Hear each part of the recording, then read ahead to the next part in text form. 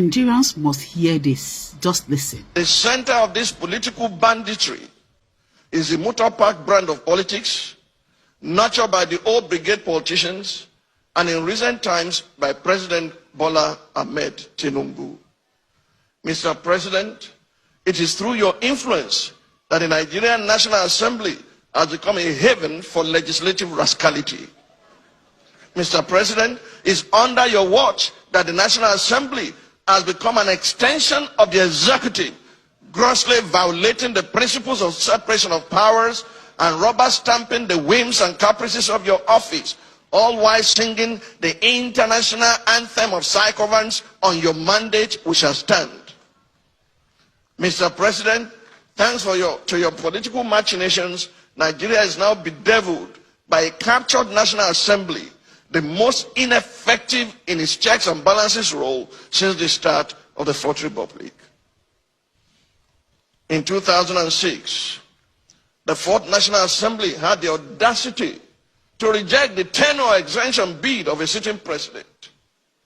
In 2010, the Sixth National Assembly summoned the courage to stand against the power hijacking cabal and restore Nigeria to the path of constitutionality by invoking the doctrine of necessity.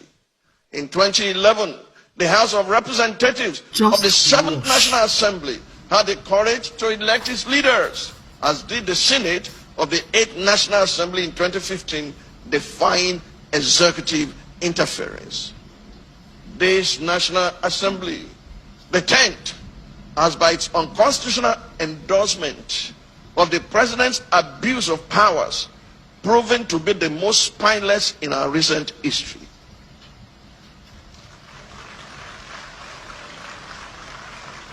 Through its actions and inactions, the National Assembly has in effect become the 48th member of the President's cabinet.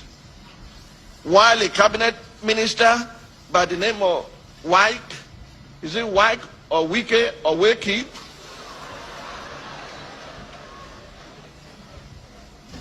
Why a cabinet minister has more or less become a third-time state governor in Rivers State, pampered by the indulgences of the president.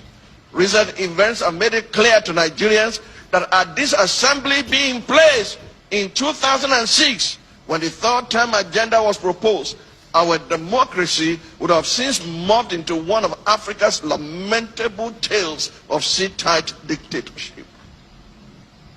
To the president of the Nigerian state, Senate, who has not heeded the call to subject himself to an unbiased investigation, to clear his name of the allegations leveled against him, and under whose leadership the National Assembly has become a carry-go legislature, hiding under the umbrella of technicalities and a dubious voice voting system, I leave you and your conscience with the words of Frédéric Bessières, former deputy of the French National Assembly. He said, and I quote, "When plunder becomes a way of life for a group of men in a society, over the course of time, they create for themselves a legal system that authorizes it and a moral code that glorifies it."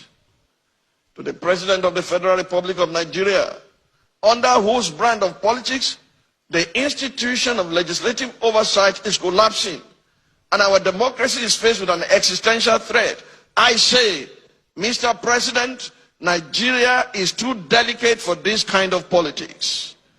If this state capture was what you meant by a Emilokan, it is an anticlimax that can only be counterproductive at the end. I urge you, Mr. President, to think deeply and reflect on these words. No man is wise enough, nor good enough, to be trusted with unlimited power. Mr. President, please stop playing God.